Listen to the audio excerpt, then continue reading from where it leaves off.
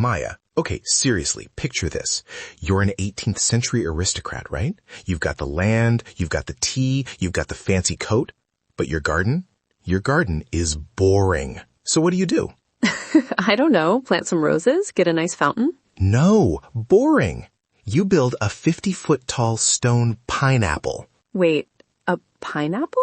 A giant architectural stone pineapple. It's in Scotland. It's called the Dunmore pineapple. It has walls that are 4 feet thick, and it's a pineapple, Maya. It's the ultimate folly. A folly? I've heard that word, but usually when someone's made a huge mistake. Is that what we're talking about? Like architectural oopsies? Well, sort of, but on purpose. Okay, so in architecture, a folly is basically a building constructed primarily for decoration. It looks like it has a purpose, like it's a castle or a temple or a tower, but it's actually just there. It's like the architectural version of those pre-ripped jeans people buy. You're paying for the look of age and history without actually having to wait 500 years for it. So it's a fake, like a movie set in your backyard. Exactly, but made of real stone. And the 18th century was the golden age of this. People were obsessed with sham ruins. They would literally pay architects to build them a ruined Gothic abbey or a decaying Roman temple. Wait, really? They built them already broken? Yes! They'd have workers carefully knock stones loose and grow ivy over them just to make it look like they had ancient history on their property. It's like buying a brand new car and then scratching the paint and denting the door because you think it makes you look like a rugged adventurer. That is so extra. I mean, I love the commitment to the aesthetic, but it feels so whimsical.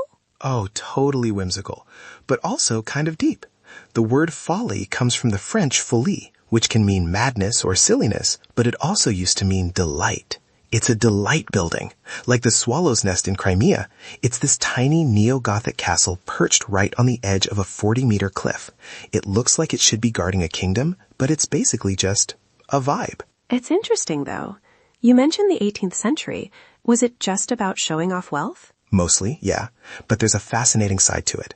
Have you ever heard of famine follies? No, that sounds a bit more serious. It is, but it's actually a really beautiful example of people trying to help.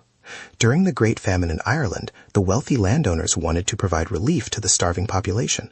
But back then, there was this social stigma against handouts. They wanted people to have the dignity of work. Oh, so they hired them to build things. Right. But they didn't want to take away real jobs from existing workers. So they commissioned these follies. They'd have people build massive walls in the middle of nowhere, or roads that led from one random point to another random point. The structures were useless in a practical sense, but the act of building them provided a paycheck and kept families alive. Wow. So the building itself was a folly, but the purpose was actually life-saving. I like that. It's a sanctuary in a way. Exactly. It's architecture with a heart, even if it has no roof. You know, talking about these makes me want to go see one.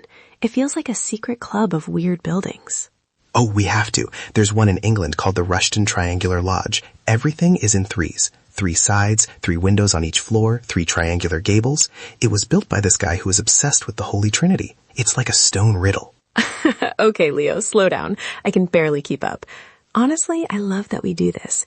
Every time we chat, I feel like I'm seeing the world through a slightly more colorful lens. That's the goal. And hey, if you're listening and you're enjoying this little escape into the weird and wonderful with us, you should definitely join the loop. We're here every day, exploring things just like this. Come back tomorrow. We'd love to have you. Seriously, join us. I have a list of modern follies we haven't even touched yet. There's a postman in France who spent 33 years picking up stones on his mail route to build an ideal palace. 33 years? Just from stones he found? Every day. Ferdinand Cheval. He wasn't even an architect. He just had a dream. It's this massive, intricate, naive masterpiece. It looks like something out of a fever dream or a fantasy novel. That's the silver lining, isn't it?